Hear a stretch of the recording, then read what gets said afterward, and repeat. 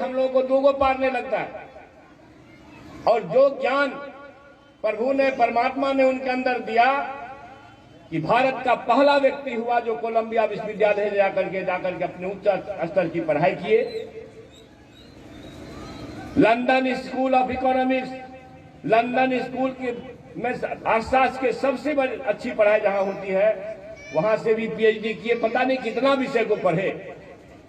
और जब देश में आए, स्वाधीनता आंदोलन चल रहा था, स्वाधीनता की लड़ाई लड़ने वाले हमारे पुरखे जो भी रहे, चाहे गांधी जी हो, राजेंद्र प्रसाद हो, जो कोई भी हो, उन लोगों ने महसूस किया कि बिना डॉक्टर साहब अम्बेडकर के ज्ञान का इस देश को आजाद नहीं कराया जा सकता। और फिर उनका सम्मान पूर्वक बुलाया, उनके ज्ञान का प्रयोग किया। भारत के किसी माई के लाल को यह हैसियत नहीं थी कि संविधान के ड्राफ्ट कमीशन का कन्वेन करता, और संविधान के ड्राफ्ट कमीशन जो ड्राफ्ट हुआ उसको, उसके संयोजक उनको बनाया गया। और आज हम, चाहे डॉक्टर जवाहर पासवान, चाहे महेश्वर पासवान जी बोल के चले गए, चाहे प्राणेश जी बोल के जाएंगे, या बोले भी हैं आपके सामने, जो कोई भी लोग इस हैसियत में हैं तो डॉक्टर भीमराव अंबेडकर के उसी संविधान के चलते हैं, किसी तुलसीदास जी के रामायण के चलते नहीं। पूजिए विप्रशील गुणहीना, ना शूद्र ज्ञान परवीना। आप समझ लीजिए, इससे ज्यादा अगर इसी को खाली समझ लीजिएगा कि यह बाबा साहब अंबेडकर ने नहीं लिखा, तो किसने लिखा? आप लोगों में से कोई बताइए, क्या जवाहर पासवान के पुरखा लिखे, क्या चंद्रशेखर कुमार के पुरखा लिखे, या प्राणेश जी के पुरखा लिखे? नहीं। अगर कोई लिखा तो मनुवादी ब्राह्मणवादी विचार को जिनाने वाले लोगों ने लिखा। विप्रशील गुणहीन, हे भगवान, कहीं अगर परमात्मा है या लिखने वाले को तो अभी भी, बोलने वाले को अभी भी बर लगना चाहिए, मगर भगवान है ही नहीं तो बर कहां से लगेगा? भगवान तो सामने है जिसको हम लोग छोड़े हुए। उससे भी ऊपर आप सभी लोगों को पता होगा, पहले एक सामाजिक कुरीति थी, वेद अगर शूद्र पढ़ ले, अति शूद्र पढ़ ले तो जिह्वा काट लो, जिह्वा काट लो। क्या किसी पासवान के पुरखा ने कहा? क्या किसी गुवार के पुरखे ने कहा? किसने कहा? आप भी बोलो भाई, किसने कहा? वेद पढ़ ले तो जिह्वा काट लो, सुन ले तो कान में शीशा डाल दो, पिघला गरम शीशा। किसने कहा? मनुवादियों ने कहा, पंडितों ने कहा, ब्राह्मणवादियों ने कहा, ब्राह्मणों ने कहा। आपके बच्चों, आपके पुरखों ने नहीं कहा। जी काटने की बात हजारों साल पहले कानून बना के उनके पुरखे गए, जिसको मनुस्मृति कहा जाता है। उसी मनुस्मृति का दहन अंबेडकर साहब किए थे। इसलिए मनुस्मृति को चलाने वाले लोगों से नफरत करना चाहिए, न कि अभी सुने महेश्वर भाई ने बताया हमारे गांव में क्या है भाई, चिरौरी में दुसाध चेतना उत्थान परिषद, दुसाध उत्थान परिषद, चमार उत्थान परिषद, गुआर उत्थान परिषद, इससे काम चलने वाला नहीं है। समूचे दलितों का उत्थान हो, इसकी अगर कोशिश आप नहीं करेंगे तो आप दफन हो जाएंगे इतिहास में। अलग अलग जातियों में तो बांट दिया आपको, 6,647 पता नहीं कितना, 743 गजट में है, भारत सरकार के गजट में। और मालूम है, अभी तेजस्वी यादव जी के साथ आज तक का इंटरव्यू हो रहा था, वो अंजना ओम कश्यप बोल रही थी कि तेजस्वी जी 48,000 जाति अब है, 48,000 तो कैसे गिनती हो? तो आप समझ लीजिए, भैंस की गिनती हो सकती है, गाय की गिनती हो सकती है, मगर आपकी गिनती नहीं हो सकती। इसलिए कि आप बहुजन हैं, आपकी गिनती और भारत सरकार करा देगी तो 1 पैसा भी आएगा तो 1 रुपया में 85 पैसा आपके घर में जाएगा। इसलिए वो नहीं कराना चाहता, इसलिए मनुवादी नहीं कराना चाहते। तो मैं एक बात, मैं तो पूरा पंडित हूं नहीं, कुछ कुछ सुना हूं साहब लोगों से, मगर एक बात कहना चाहता हूं, अगर हमारे पिताजी सुने, डॉक्टर साहब ने कहा शिक्षा वो शेरनी का दूध है, हमने नहीं कहा। वो महान पुरखा डॉक्टर भीमराव अंबेडकर ने कहा, शिक्षा वो शेरनी का दूध है जिसे पियोगे तो दहाड़ोगे।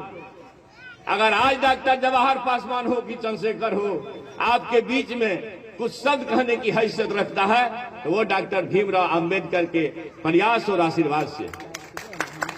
अगर हमारे पिता हमारे माता हमको ना पढ़ाए होते भाईजान, तो एक छोटे परिवार में हम पैदा हुए, 6 फीट का लाठी लेकर के भैंस के पीठ पर रहते, आपके पास प्रोफेसर एमएलए बन के पूर्व मंत्री बनकर के भाषण नहीं कर रहे होते।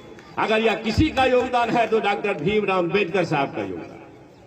कोई भी आदमी, हमारे महेश्वर भाई पढ़ने चले गए, कहां असिस्टेंट कमिश्नर बन के रिटायर किए, तो वो डॉक्टर भीमराव अंबेडकर के कृपा और आशीर्वाद से किए।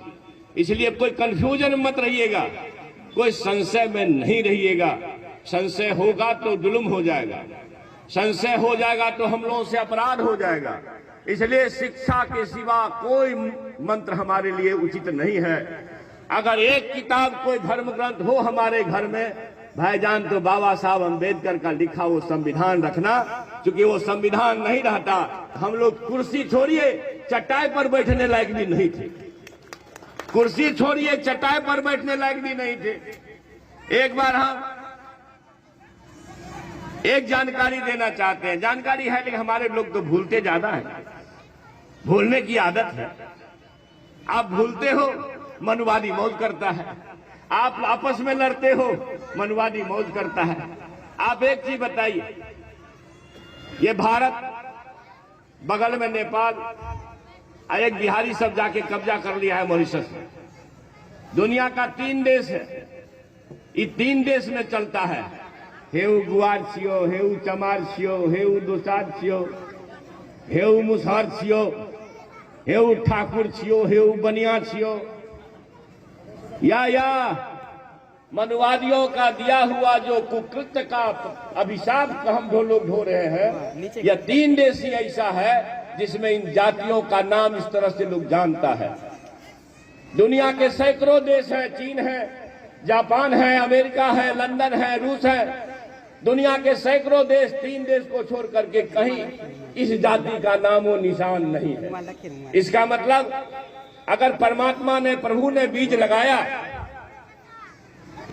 होता तो हिंदुस्तान में ही नहीं लगाता, नेपाल में ही नहीं लगाता, मॉरिशस में ही नहीं लगाता, इन जातियों के बीज को पूरे दुनिया में फैलाता। मगर क्या कारण है भाई कि इन 3 कथित हिंदू देश, प्रभावित देश में ही जातियों का इसलिए प्रादुर्भाव हुआ कि पंडितों को, मनुवादियों को, ब्राह्मणवादियों को यह कहना था कि जब तक आपस में लड़ोगे नहीं तब तक अपना मौज होगा नहीं। आपस में लड़िए, जाति जाति के बीच दुसाद उठान, गुआर उठान, चमार उठान, बनिया उठान, मुसहर उठान, तो सब ब्राह्मणे का उत्थान होगा, हम लोग का तो होने से रहो। इस बात को समझने में कोई दिक्कत? समझ गए आप लोग तो हाथ उठाइएगा। ठीक है, धन्यवाद। तो मैं कहना चाहता हूं, जब जब ये अछूतों के बीच, शूद्रों के बीच में महापुरुष पैदा हुआ है, तब तक उनको मारने की साजिश हुई। अंबेडकर साहब को किस साजिश के तहत मात्र 63-64 वर्ष की उम्र में मारा गया? कहीं अगर ऐसा होता 20 वर्ष और जिंदा रह जाते अंबेडकर साहब, तो इस भारत की भूमि से मनुवादियों का नाश हो गया था। लेकिन मार दिया गया। छोड़िए, हमारे बिहार में एक क्रांतिकारी पैदा हुए, मनुवादियों के आतंक से प्रभावित होकर के जुल्म के खिलाफ लड़ने वाला आदमी। शायद मैं मानूं तो बिहार में उससे बड़ा क्रांतिकारी कोई नहीं हुआ। जहानाबाद के इलाके में, मगध के इलाके में पैदा होने वाला शहीद जगदेव प्रसाद कुशवाहा परिवार में पैदा हुए।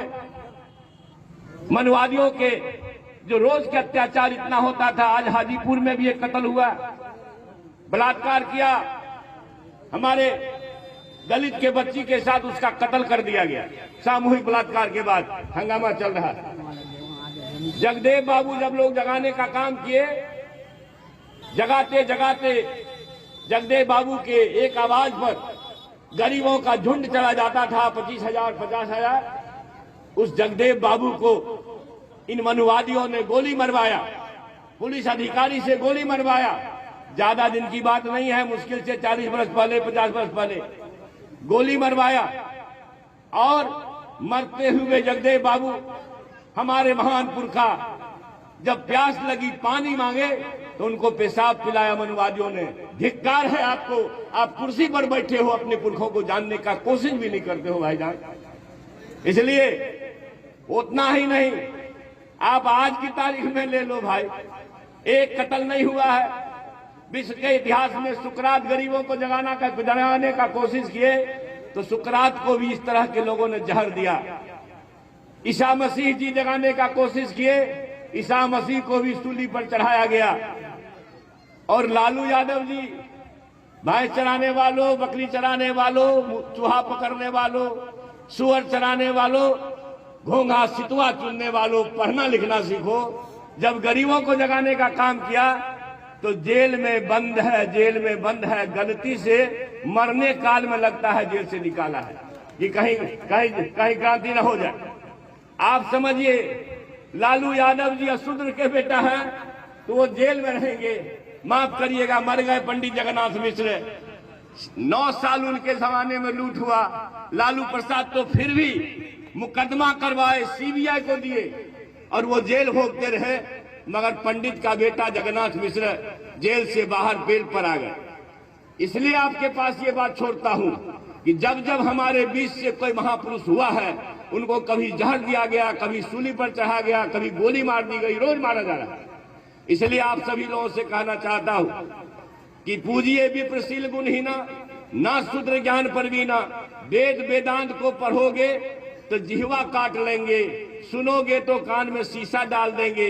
हमारे माझी साहब, अभी ना माझी साहब को जी काटने का फतवा हुआ कि नहीं? क्यों हुआ?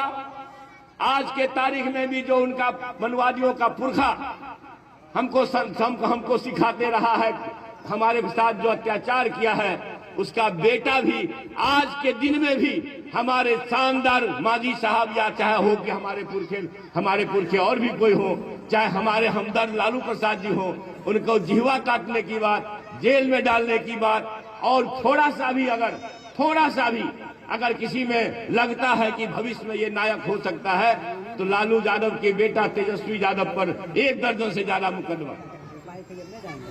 अमित शाह के बेटा जय शाह पर नहीं होगा, मगर लालू का बेटा, सुनील का बेटा है तो इस पर मुकदमा होगा। क्योंकि या तो भाई जगा लेगा लोग को। आपके चेतना पर छोड़ता हूं, प्रबोधन कार्यक्रम चलेगा, एक से एक वक्ता आपके गांव में आएंगे। मैं साधुवाद करता हूं बहन मोनिका का, बहन रजनी बौद्ध का, इतना दूर से आपके गांव में आए हैं। और आपका गांव एक माने में ऐतिहासिक है कि बिहार में इस ढंग का कार्यक्रम पहली बार किसी गांव में हो रहा है तो चिरौरी के ऐतिहासिक धरती पर हो रहा है। इसलिए बहुत बहुत साधुवाद संयोजक महोदय प्राणेश जी को, सभी लोगों को। मैं इसके साथ कि जरा अपनी चेतना को खोलना है। आज के तारीख में कितना दिन हुआ? 2014 में मांझी साहब मुख्यमंत्री थे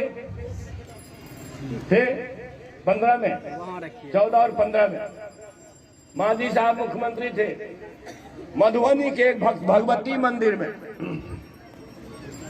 पूजा अर्चना करने गए मुख्यमंत्री होकर के मित्रों, और जब पूजा करके निकले तो मनुवादियों ने गंगा जल से मंदिर को धोया, इसलिए कि वहां पवित्र हो गया।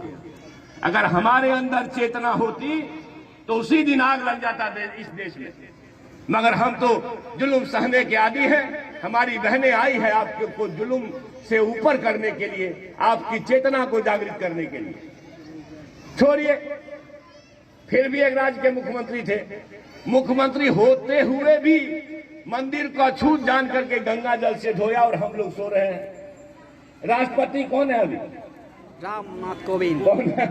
रामनाथ कोविंद जी राष्ट्रपति, देश के राष्ट्रपति जगन्नाथपुरी मंदिर में गए थे 100 पत्नी पूजा करने, माफ करना, अगर भगवान बुद्ध को समझोगे, बाबा साहब को समझोगे तो किसी मंदिर में माथा टेकने नहीं जाओगे। इसलिए कि जब आपके राष्ट्रपति अछूत जात में पैदा होने वाला राष्ट्रपति को मंदिर के बाहर गर्भगृह में नहीं जाने दिया, मंदिर के बाहर से लौटा दिया गया, और हम सोशल मीडिया पर देखे थे राष्ट्रपति भवन से सब लोगों को सो कॉज इशू हुआ है। अगर हमारे अंदर चेतना होता तो दलित के बेटा राष्ट्रपति है मगर मंदिर में घुसने की इजाजत उसको नहीं है।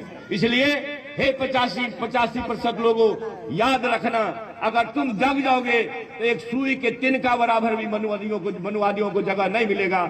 जय भीम, जय भारत, इनकलाब जिंदाबाद।